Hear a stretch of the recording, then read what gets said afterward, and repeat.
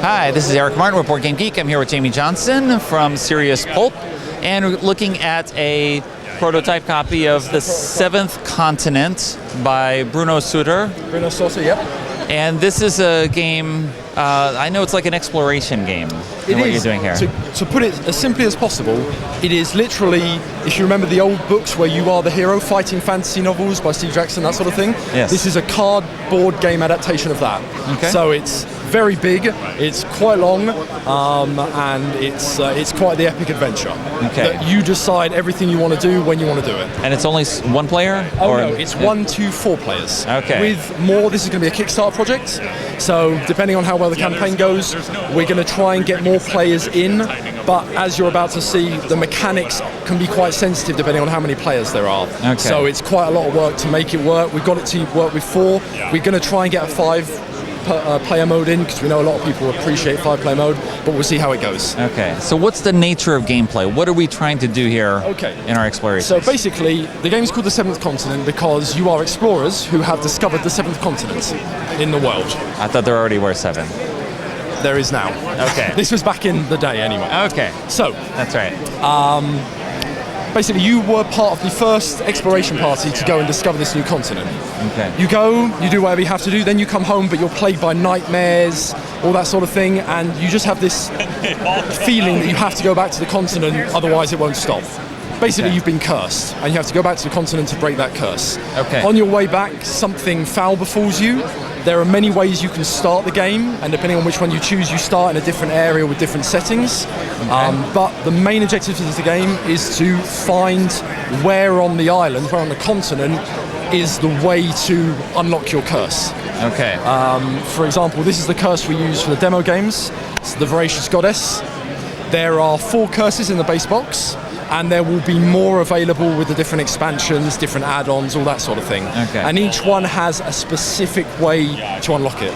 Okay. Or to decurse it, I suppose. Okay. So how does it work?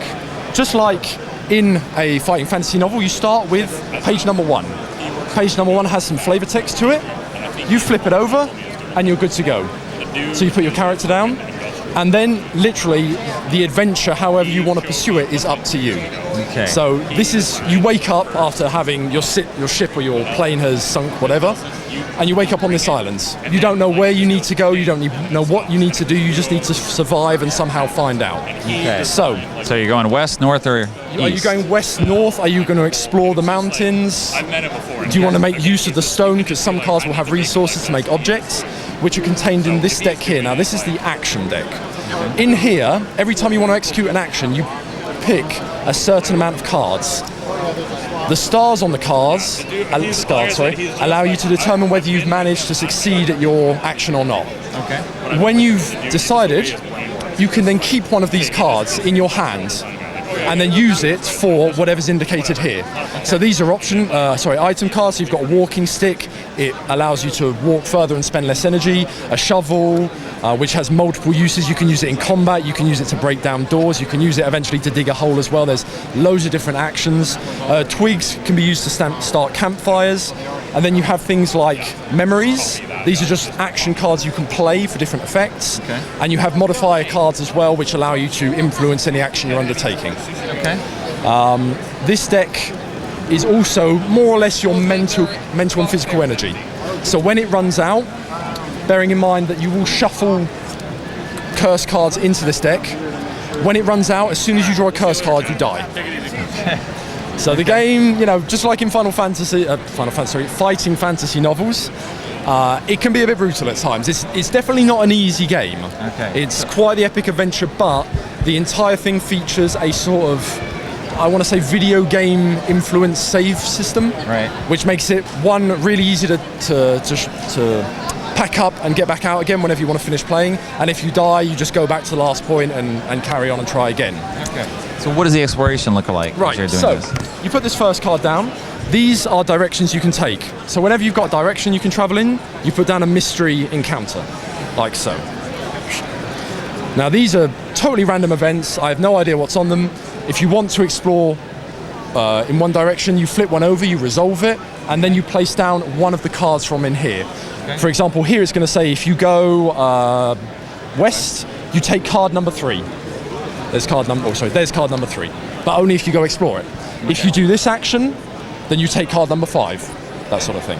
So, say I'm going to explore the mountain range first. So, it's got a blue diamond and a yellow star, and the action is exploration.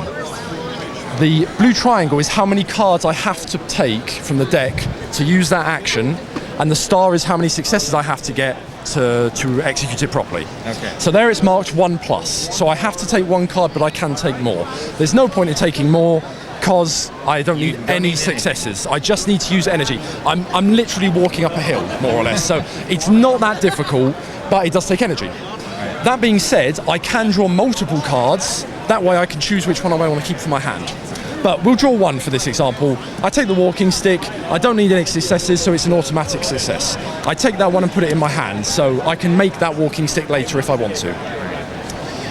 So I've managed to complete the action, so I take card number 5. Now, there will be 600 cards in the base game, and it will go up to 1,000 with all the expansions. Okay. In the base game, 90 of those cards are terrain, which makes for a game board about 2 meters squared.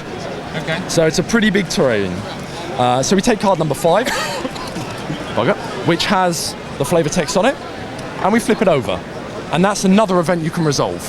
So in this case, the view from up there must be quite interesting. It gives you an action to do, which is climbing. Once again, a number of cards you have to draw, a number of successes you need to reach. And then it tells you to ban this card and replace it with another one. Okay. And it says if you that's the white one is if you succeed, the black one is if you fail. So obviously if you fail, you fall down and you hurt yourself. So I need to draw at least 1 card and to get 2 successes. Now you have to decide how much energy you're going to use on an action before you execute it. So to get 2 successes, I'll draw 3 cards. And hopefully I'll make this. 1, 2, so I've managed it, and 3. So I got 3.5 technically. If I'd got the other half of that star, it would have been 4. Okay? So once again, I can take these. I'll take this one. Up. And these go into the discard pile.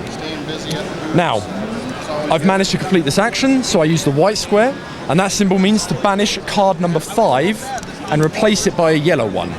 So in this deck, there are multiple cards of the same number with different colours. There are even multiple cards of the same colour with the same number, in which case it may be you walk into a cave. There's 3 different cards. You draw whatever 1 comes card, up there's first. a pissed off bear. There's not, the second card there could be an explorer's cache, and the third card there's nothing. Okay. So card number 5, there's a golden one. So I get rid of that card, and I flip this up, and basically what this equates to is you've walked up the hill, you've managed to see around the entire area, which gives you a bonus to movement when you're leaving this zone, because you managed to see where the best routes out of it are. Okay. And also it tells you to take this card and replace it with card 29. So you go through the deck, card 29, here we go. You ban this card and you replace it with this one.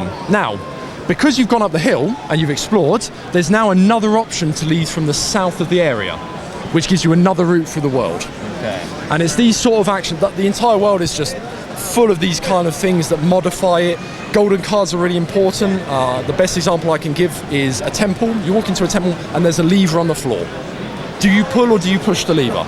If you pull it, it says take card number 29 and ban it from the game. Okay. And for card number 29, there'll be a normal one and a golden one. And if you push it, it will say take the golden card 29 and ban the other one from the game. And then and it can be in hours and hours, bearing in mind the game length is about 30 hours long, you will eventually be called upon to to draw that card 29, and okay, well I pulled the lever, so luckily that horrible monster is still in its cage, or I push the lever and now it's out, bugger. Okay. And that's the sort of effect you can have. All right. So this is one of the actions you can use on this card. Technically you put another random encounter there because it gives you another exit out. Say I wanted to come here, I'd then execute the random action. Now it's called lunch. It basically means you can try and catch a seagull. There's loads of seagulls flying around. You need food in this game to replenish your action deck. That's how you avoid dying. It says if you've got an archery ability, well you can try it. Throwing stones, if you've made a bow, you can use a bow. You've made bowlers, you can use that. There's loads of different cards that have loads of different effects. If you succeed, you get food. If you don't, the seagull flies away. You ban this card, and then you put card number 3 into play. Where's card number 3 gone? There it is. You flip it over, and it's another zone with a load more options, and the game keeps going. And with multiple players, you're going to have multiple figures on there, all exploring in different directions Exactly. as they but wish. What's very important is that per character, there's loads of different characters in the game. There's 4 in the base box, and there'll probably be a lot more once we get through the Kickstarter. Right. Each one has its own special little ability. There's an athletic guy who, if you're moving, you can discard a card to move fast, that sort of thing. Right. Each character has 5 personal cards. So this guy, for example, that we took, he's a bit of a survivalist, so there's a load of survival cards. You shuffle them into your deck. But this deck isn't just for you, this is for everybody. Okay. All players use the same deck, they just add their cards to it, which means that you have to be fairly economic in your actions. Okay. And so you can't just go off exploring, you need to try and actively find food, find shelter, all that sort of thing. And you'll come across a load of different effects, tired, wounded, poisoned, and there won't always be an evident answer to how you cure that poison, for example. You get a poison card that says poison, and there's no indication of how you cure it.